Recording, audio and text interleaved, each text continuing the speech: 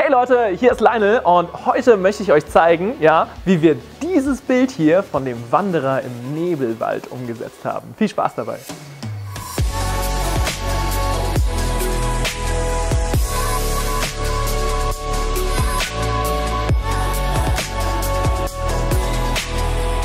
Als Inspiration für dieses Projekt war mir Caspar David Friedrich ein Vorbild. Ja? Ihr kennt ja bestimmt alle dieses Gemälde hier, Wanderer über dem Nebelmeer. Ist wirklich eines meiner persönlichen Lieblingsgemälde und hängt auch bei mir hier im Büro, wie ihr gerade seht.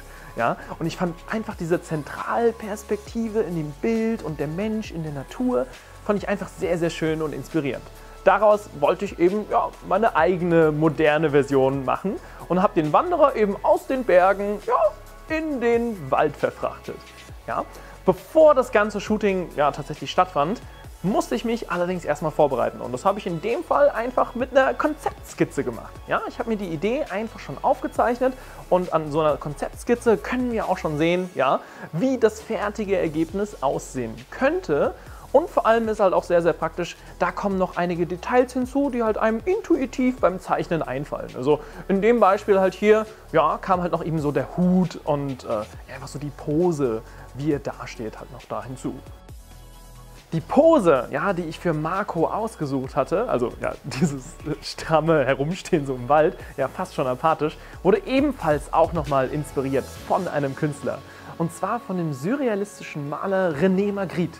Ja, ihr kennt bestimmt diese vielen typische Gemälde von anonymen Herren im Anzug und Mantel und Hut. Ja, und es gibt dieses eine Gemälde, wo es ganz viele Herren regnet. Und das hat mich halt einfach so inspiriert und das wollte ich eben für unser Bild auch übernehmen. Für den leuchtenden Schirm haben wir uns was ganz Besonderes einfallen lassen. Ja, da waren wir ganz kreativ und haben uns gedacht, wir nehmen einfach einen Durchlichtschirm. Ja. So einen Durchlichtschirm, den kennen wir normalerweise als Lichtformer für entfesselte Blitze. Den haben wir oft bei Outdoor-Shootings mit eingesetzt. Ja. Und für diese Shooting haben wir doch gedacht, wir zweckentfremden diesen Durchlichtschirm mal und benutzen ihn tatsächlich als richtigen Schirm. Ja. Daher brauchten wir einfach nur diesen Durchlichtschirm, den falten wir natürlich auf, haben dann einen Schirmadapter dran, einen Schirmneiger aus Metall. Darauf kommt dann unser Funkauslöser und ganz normal ein entfesselter Blitz. Mit dem Unterschied, dass wir den entfesselten Blitz diesmal ganz am Ende von dem Schirm anbringen, damit sich das Licht vom Blitz auch wirklich gleichmäßig in diesem Schirm verteilt.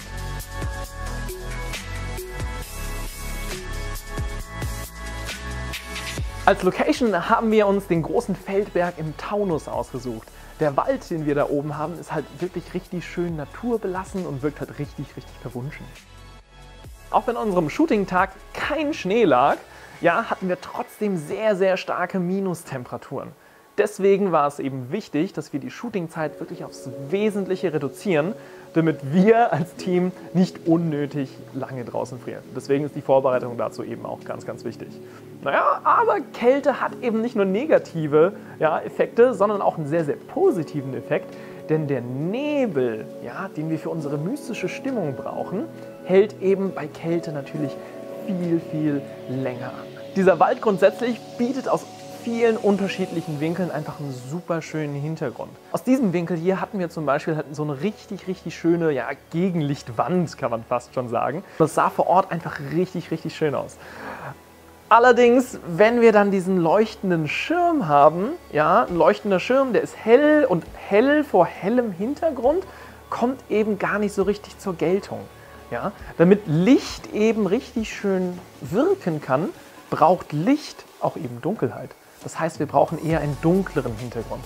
Deswegen haben wir uns einfach um 90 Grad gedreht und Marco eher von einer dunkleren Stelle im Wald hingestellt, wo wir halt eben kein Gegenlicht hatten.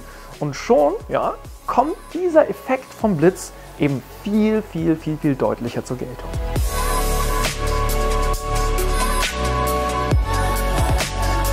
Tatsächlich ist die Haltung von dem Schirm auch nochmal wichtig, da unser Schirm ja auch die Lichtquelle ist. Und je nachdem, wie der Schirm gehalten wird, ändert das natürlich auch unsere Lichtstimmung. Ich wollte so eine silhouettenartige Ausleuchtung für ihn haben. Das heißt, für ihn war es wichtig, dass er den Schirm nicht hinter seinen Rücken hält, weil dann wäre ja sein Rücken ausgeleuchtet, sondern er sollte den Schirm vor ihn halten, damit er vom Licht umrahmt wird. Da wir die Bildkomposition ja vorher schon so geplant haben, mussten wir auch nicht wirklich viel fotografieren, sondern nach 5, 6 Schüssen war das Bild eigentlich im Kasten. In der Nachbearbeitung habe ich dann noch die Farben und Kontraste angepasst und zusätzlich noch einen Lichtkegel hinzugefügt, der unsere mystische Stimmung auch nochmal unterstützt. Ja, und dann fertig ist unser Bild.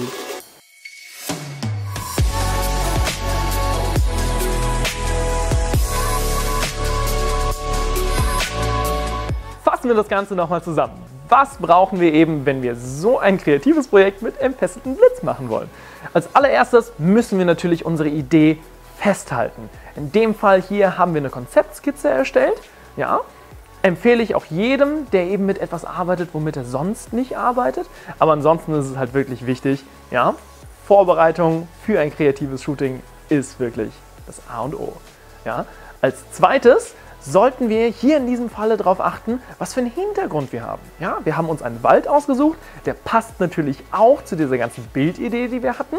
Ja, und wir haben natürlich auch darauf geachtet, wie hell der Hintergrund ist, da wir mit diesem entfesselten Blitz gearbeitet haben.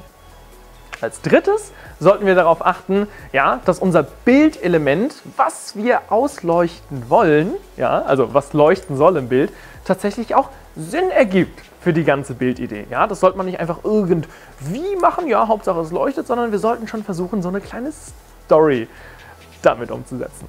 Ja, und als viertes, was man auch nicht vergessen darf, der Bildbearbeitungsstil. Ja, die Fotografie bzw.